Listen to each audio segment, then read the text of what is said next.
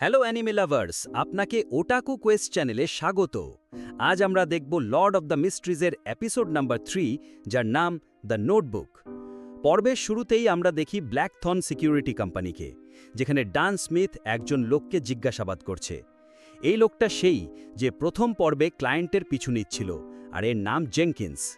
ডান তার বিয়ন্ডার ক্ষমতার সাহায্যে জেনকিন্সের স্বপ্নে উকি মারে আর জানতে পারে যে অ্যান্টিগোনাস পরিবারের বইটি এর কাছে ছিল, কিন্তু সে সেটা অন্য কাউকে বিক্রি করে দিয়েছে। লেনার্ড তার গলার পেছনে একটা প্রতীকও দেখতে পায় আর বুঝতে পারে যে এই লোকটা সিক্রেট অর্ডারের জন্য কাজ করে। এখনকার জন্য ধরে নিন সিক্রেট অর্ডার খারাপ লোকদের একটা দল। যাই হোক, তারা বুঝতে পারে যে সিক্রেট অর্ডারের লোকেরাও অ্যান্টিগোনাস নোটবুকের পেছনে লেগেছে আর তারা সেটার ভুল ব্যবহার করতে পারে। তাই এই লোকগুলোকে সিক্রেট অর্ডারের আগে নোটবুকটা খুঁজে বার করতে হবে। তখনই একজন লোক এসে তাদের জানায় যে ক্লায়েন্ট নোটবুক সম্পর্কে কিছু তথ্য পেয়েছে। আগের পর্বে ক্লায়েন্ট জানতে পেরেছিল যে মূল ক্লায়েন্ট সেই কিডন্যাপারদের বাড়িতে গিয়েছিল, আর ঠিক তার সামনের ঘরেই ক্লায়েন্ট অ্যান্টিগোনাস নোটবুকটা রেখে এসেছিল। এই সবাই আবার সেই কিডন্যাপারদের বাড়িতে যায় আর সেই ঘরে একটা মহিলার পচে যাওয়া মৃতদেহ পায়। লেনার্ড বলে যে এর ঠিক সামনের ঘরেই কিডন্যাপাররা বাচ্চাটাকে এনেছিল। কি অদ্ভুত কাকতালীয় ব্যাপার! তারা ঘরে কোনো নোটবুক পায় না, আর এখানে যে মহিলার মৃতদেহ পড়ে আছে তার একটা ছেলেও আছে, রে বিভার। তাই তাদের মনে হয় যে সেই নোটবুকটা নিয়ে পালিয়েছে। এবার তারা ক্লায়েন্টকে বলে যে তার ক্ষমতা ব্যবহার করে রে বিভারের অবস্থান খুঁজে বার করতে। ক্লায়েন্ট তার ক্ষমতা ব্যবহার করে, কিন্তু তার লাঠিটা ঘরের মধ্যে ঘুরতে থাকে আর ক্লায়েন্টকেই মারার চেষ্টা করে। কিন্তু ডান তাকে ধরে ফেলে আর বলে যে অন্য কোনো শক্তি ক্লায়েন্টের কাজে বাধা দিচ্ছে, তাই তাদের অন্য কোনো উপায়ে রে বিভারের অবস্থান জানতে হবে। এরপরে আমরা ডান আর ক্লায়েন্টকে চাইনিজ গেটের সামনে দেখি, যেখানে ডান ক্লায়েন্টের নতুন স্যুটের প্রশংসা করে আর তাকে একটা পেন্ডুলাম দেয়, যেটা তার ক্ষমতা ব্যবহারে সাহায্য করবে।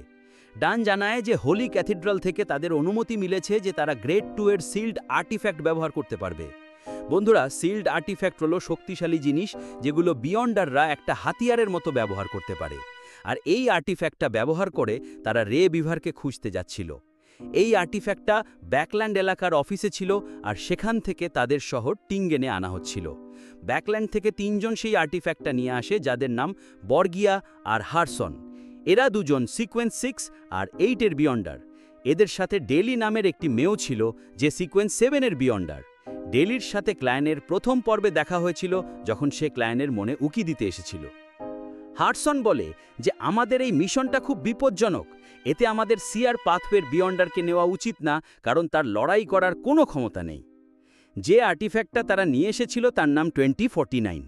ডান জিজ্ঞেস করে যে 2049 একটু বেশি ঝুঁকিপূর্ণ হবে না?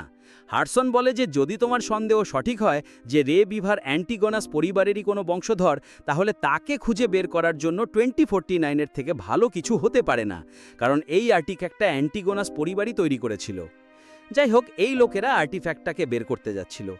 হারসন এবার সবাইকে বলে যে নিজেদের একটা হাত ওপরে উঠে নিচে করতে থাকো, আর যাই ঘটে থামবে না। ক্লায়েন্ট ভাবে যে এটা কিসের মজা, এভাবে তো স্কুলের বাচ্চাদের পিটি করানো হয়, কিন্তু সবাই করছিল, তাই ক্লায়েন্ট ওই অনুশীলন শুরু করলো। এরপর তারা আর্টিফ্যাক্টটা খুলে দেয়, আর তার ভেতর থেকে একটা জোকারের মতো পুতুল বেরিয়ে আসে, যেটা প্রথমে ক্লায়েন্টের খুব কিউট লাগে, কিন্তু এই পুতুলটা ক্লায়েন্টের ওপরই হামলা করে বসে পড়ে। ক্লায়েন্টের পুরো শরীর অসাড় হয়ে যায়, যেন সেও একটা পুতুল হতে চলেছে। কিন্তু তখনই লেনেট পেছন থেকে ধাক্কা দিয়ে ক্লায়েন্টকে স্বাভাবিক করে দেয়। এই পুতুলটা আসলে মানুষকে পুতুল বানিয়ে নিয়ন্ত্রণ করতে পারে। এটা তার চারপাশের 5 মিটার সীমার মধ্যে যে কোনো মানুষকে তার লক্ষ্য বানাতে পারে, কিন্তু একটা সাধারণ ধাক্কা দিয়েই সেই মানুষটাকে পুতুলের কবল থেকে বের করা যায়, যেমনটা এখন লেনার্ড করল। এই পুতুলটা এবার ক্লায়েন্টের পেছনে পড়ে যায়। ডান বলে যে ক্লায়েন্টের কাছে অ্যান্টিগোনাসের নোটবুক ছিল, সম্ভবত তার কারণে এই পুতুলটা ক্লায়েন্টের দিকে আকৃষ্ট হচ্ছে। আর ততক্ষণে সেই পুতুলটা ডানকেও তার লক্ষ্য বানিয়ে নেয়, আর ডেলি ধাক্কা মেরে তাকে স্বাভাবিক করে দেয়। এই কারণেই তারা সবাই হাত ওপরে নিচে করছিল, যাতে যদি পুতুলটা কাউকে নিয়ন্ত্রণ করার চেষ্টা করে তাহলে বাকিরা জানতে পারে আর ধাক্কা মেরে তাকে বাঁচাতে পারে। লেনার্ড এবার পুতুলটার সামনে রে বিভারের কোটটা ফেলে দেয়। সেটা দেখে পুতুলটা রেগে যায়, আর এটা নিশ্চিত হয়ে যায় যে রে বিভার অ্যান্টিগোনাস পরিবারেরই বংশধর, আর এটা তার অবস্থানের দিকে নিয়ে যেতে পারে। এই লোকগুলো এবার বাইরে বেরিয়ে যায়, আর বাইরেও তারা হাত ওপরে নিচে করছিল। এতে ক্লায়েন্টের খুব লজ্জা লাগছিল। অন্যদিকে আমরা রে বিভারকে একটা পুরনো গুদামে দেখি। সেখানে সে অ্যান্টিগোনাস নোটবুকের ক্ষমতায় নিজের মধ্যে শোষণ করার চেষ্টা করছিল, যার জন্য সে একটা আচার অনুষ্ঠানও করছিল আর নোটবুকটাকে নিজের পেটের মধ্যে ঢুকিয়ে নেয়। কিন্তু কিছু একটা গোলমাল হয়ে যায় আর সে একটা দানবের মতো হয়ে যায়।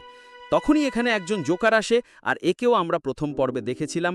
এই জোকারও সিক্রেট অর্ডারের অংশ, আর এখানে নোটবুকটা নিতে এসেছিল।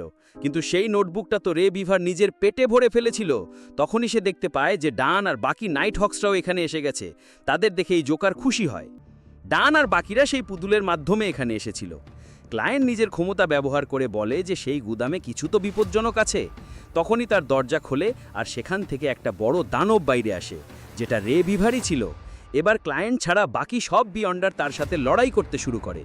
লেনার তার কবিতা শুনিয়ে তাকে ঘুম পাড়িয়ে দেওয়ার চেষ্টা করে, কিন্তু দানবের ওপর তার কোনো প্রভাব পড়ে না। ডান ডেলিকে বলে যে দুর্বলতা খুঁজে বার করো, সে মরে গেছে আর সেই নোটবুকের নিয়ন্ত্রণে আছে। Daily I of dead skill ব্যবহার করে আর দানবটার দুর্বলতা খুঁজে বার করে, কিন্তু তাদের কমপক্ষে 3 সেকেন্ডের জন্য দানবটাকে ধরে রাখতে হবে। ডান এবার তার ক্ষমতা ব্যবহার করে দানবটাকে বেঁধে ফেলে, আর তখনই ক্লাইনেরও কিছু একটা হয় আর সে দানবের পেটে সেই নোটবুকটা দেখতে পায়। দানবটার ভেতর থেকে এবার স্পাইক বেরোতে শুরু করে, যেগুলোতে ডান আর লেনার্ড আহত হয়ে যায়, আর দানবটা তাদের কবল থেকে বেরিয়ে যাচ্ছিল। তাই ক্লায়েন এবার নাইট স্লাম্বার নামের দক্ষতা ব্যবহার করে আর সেই দানবটাকে ঘুম পাড়িয়ে দেয়। ডেলি এবার সেই দানবটার কাছে গিয়ে তাকে বেলুনের মতো ফাটিয়ে দেয়, কিন্তু এতে ডেলিও আহত হয়েছিল আর তাকে হিলিং পোশন দিয়ে সুস্থ করা হয়। যাই হোক, ক্লায়েন এবার সেই অ্যান্টিকোনাস নোটবুকটা তুলে নেয়, আর তখনই সেই জোকার পেছন থেকে এসে নোটবুকটা ছিনিয়ে নেওয়ার চেষ্টা করে, কিন্তু ডান তাকে গুলি করে দেয়। কিন্তু এটা শুধু একটা ছল ছিল। ডান ক্লায়েন্টকে বলে যে নোটবুকটা লুকিয়ে ফেলো আর 2049-এর কাছে একেবারেই যেও না। এই জোকারটা সিকোয়েন্স 7-এর বিয়ন্ডার ছিল, অর্থাৎ সে এদের সবার থেকে বেশি শক্তিশালী ছিল। সে একাই সবার ওপর ভারী পড়তে শুরু করে, আর এই লড়াইয়ের দৃশ্যটা দুর্দান্ত ছিল। সে একেবারে কোনো সার্কাসের জোকারের মতো কসরত দেখাচ্ছিল, আর কোনো আক্রমণ তাকে ছুঁতেও পারছিল না। কিন্তু ক্লায়েন্টের গুলি তার পেটে লেগে যায়, কিন্তু সেই জোকার সেই ক্ষতটা তার পেট থেকে নিজের হাতে সরিয়ে নেয়। এরপরে সে সবাইকে ধোঁকা দিয়ে 2049-এর বাক্সটা খুলে তাকে মুক্ত করে দেয়, যেটা বাইরে আসতেই সবাইকে জমাট বেঁধে দেয় আর তাদের পুতুল বানাতে শুরু করে। আসলে সে একসাথে দুজনকে নিয়ন্ত্রণ করতে পারে, কিন্তু অ্যান্টিগনেস নোটবুকের কারণে তার ক্ষমতা আরও বেড়ে গিয়েছিল। ক্লায়েন্ট ভাবে যে তার কোনো বাহ্যিক শক্তির দরকার, যেটা তাকে মুক্ত করতে পারবে। সে এবার তার আচার অনুষ্ঠানের মন্ত্রগুলো পড়ে গ্রে ফগের জগতে চলে যায়। এর ফলে সে পুতুলের নিয়ন্ত্রণ থেকে বাইরে আসে। ক্লায়েন্ট এবার আবার আসল জগতে ফিরে আসে আর এমন অভিনয় করে যে সে এখনও পুতুলের নিয়ন্ত্রণে আছে। সেই জোকার এবার ক্লায়েন্টের কাছে আসে আর তাকে বলে যে সেই নোটবুকটা আমাকে দাও, বদলে আমি তোমাকে মুক্ত করে দেব। ক্লায়েন্ট ছাড়া বাকি সবাই অজ্ঞান হয়ে গিয়েছিল, কিন্তু আমরা দেখি যে লেনার্ডও তার ছায়ার প্রভাবে জেগেছিল। ক্লায়েন্ট সিকোয়েন্স 9-এ আছে আর এই জোকার সিকোয়েন্স 7-এ। সে ক্লায়েন্টের পরের সিকোয়েন্স 8-এর নামও জানায়, যেটা হলো ক্লাউন, আর এই কথাটা এখনও পর্যন্ত একটা রহস্য ছিল। ক্লায়েন্ট এবার তার উপর আক্রমণ করে আর সেই জোকার ভুল করে পুতুলের সীমার মধ্যে চলে যায় আর নিজেও জমাট বাঁধতে শুরু করে। ক্লায়েন্ট এবার এই জোকারকে গুলি করে দেয়, আর মরার আগে এই জোকার বলে হোর্নাকিস, যার মানে ক্লায়েন্টও জানে না। এরপরে পুতুলের বাক্স বন্ধ করে দেওয়া হয় আর সব স্বাভাবিক হয়ে যায়। লেনার্ড ক্লায়েন্টের প্রশংসাও করে যে তুমি তো আমার মতো স্পেশাল। যাই হোক, অ্যান্টিগোনাস নোটবুকটাকে চাইনিজ গেটের ভেতরে বন্ধ করে দেওয়া হয়, আর এখন ক্লায়েন্ট তার বিপদ থেকে মুক্ত। ডানও ক্লায়েন্টকে প্রশংসা করে যে আজ সে বেশ ভালো কাজ করেছে। ক্লায়েন্ট এখানে সেই জোকারের শরীরটাও দেখে। ডান তাকে বোঝায় যে তুমি কোনো ভুল কাজ করনি, একে মেরে তুমি বহু মানুষের জীবন বাঁচিয়েছ। ক্লায়েন্ট ডানকেও জানায় যে সে পরের সিকোয়েন্স 8-এর নাম জানতে পেরেছে, যেটা হলো ক্লাউন। পরের দিন হারসন 2049-কে নিয়ে আবার ব্যাকল্যান্ড যেতে থাকে, আর সেও ক্লায়েন্টের প্রশংসা করে যে একজন সিকোয়েন্স 9 হয়েও সে সিকোয়েন্স 7-এর একজনকে হারিয়েছে, আর সে ক্লায়েন্টের মতো ভালো সিয়ার আজ পর্যন্ত দেখেনি।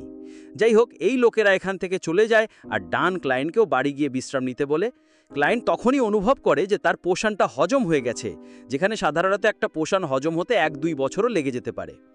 ক্লায়েন্ট জানতে চেয়েছিল যে হোর্নাকিস শব্দটার মানে কি, তাই সে তার বিশ্ববিদ্যালয়ের একজন হিস্ট্রি শিক্ষকের সাথে দেখা করতে যায়, যার নাম মিস্টার এজেক। এজেক বলে যে সেও এই শব্দটা সম্পর্কে বেশি কিছু জানে না। ক্লায়েন্ট এজেককে জানায়নি যে সে একজন বিয়ন্ডার হয়ে গেছে, আর এজেক তাকে বোঝায় যে সে যেন একটু সাবধানে থাকে। ক্লায়েন্ট এখান থেকে চলে যায়, আর আমরা দেখি যে এজেক কোনো সাধারণ শিক্ষক নয়, তার ছায়া থেকে একটা কঙ্কাল বাইরে বেরিয়ে আসে, আর এই পর্ব এখানেই শেষ হয়। ভিডিও ভালো লাগলে লাইক করুন, শেয়ার করুন, এবং যদি আপনারা আমাদের ওটাকু কোয়েস্ট চ্যানেলে নতুন হয়ে থাকেন, তাহলে আমাদের চ্যানেলটা সাবস্ক্রাইব করে বেল আইকন অবশ্যই প্রেস করুন। ধন্যবাদ।